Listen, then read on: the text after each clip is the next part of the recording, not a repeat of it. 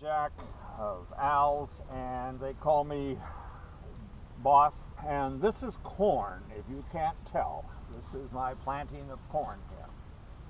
When you're planting corn, I just go right down the row, mark the row where it's going to be, and then go right over it with fertilizer. I put 1 pound of triple 16, 16, 16, 16 per 10 lineal feet of row. 100-foot row, 10 pounds of fertilizer. Put it on top of the ground, come back with a tiller, homogenize it into the soil, stretch your string again, plant your corn.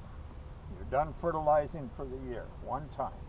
And it should wind up tall and green and nice like this if you get the fertilizer on right.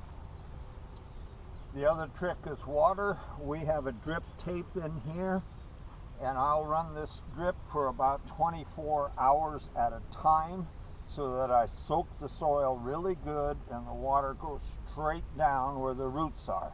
If you just run it for a couple hours, you're going to stay right on the surface and it'll dry out very fast, and then you're right back in 2 days watering again. Water it deep and then let it go. And I'll water this maybe 3, maybe 4 times because we've got a really good hot spell here. And the corn is starting to silk. As it silks, you must keep it wet. So I will water this again today real well, and it'll probably be the last watering for the year on this corn. You always plant 2 rows so that you get pollinization. You can see me here shaking this. You can see the pollen dropping and going back and forth. With 2 rows, you're more sure of pollinization, and that gives you a good full cob, top to bottom. 1 row, wind blows all this way, you get no pollen. Blows this way, you get no pollen. This way, they got you coming or going. So always plant 2 rows side by side. When this gets all dry and brown and hanging, and the cob on this variety will literally hang out, lean out, then you go in and start feeling for the top of the cob. And when the top of the cob is rounded over and not pointy anymore, then you might take a peek and look. And just the very first day or 2 will I have to look, and then after that you can just feel and tell the ripe from the not ripe.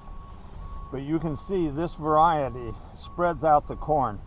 This one's the ripest, this one's second ripest, and this one's third. Therefore, you'll have at least 2 weeks, maybe 20 days of picking because the corn is so staggered. And that's one of the advantage of a Lion-Eye Extra Sweet. It's not a cannery corn. Your Jubilee and all of those are cannery corns, and they want them all ripe on the same day, so they just chop the field and take the corn and they're done.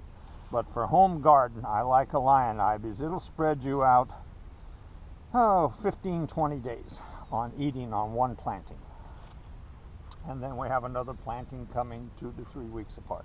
In Oregon, we do get the corn worm. They'll settle in the top of the corn and start eating the top and going down, and it's very easy. Just take a knife and whack off the tip, throw away the first inch or 2, and you're into good corn, and forget it. I don't like to spray because I eat this all myself. You know, if it kills a worm, what's it going to do for me? You know, that worm isn't all that bad.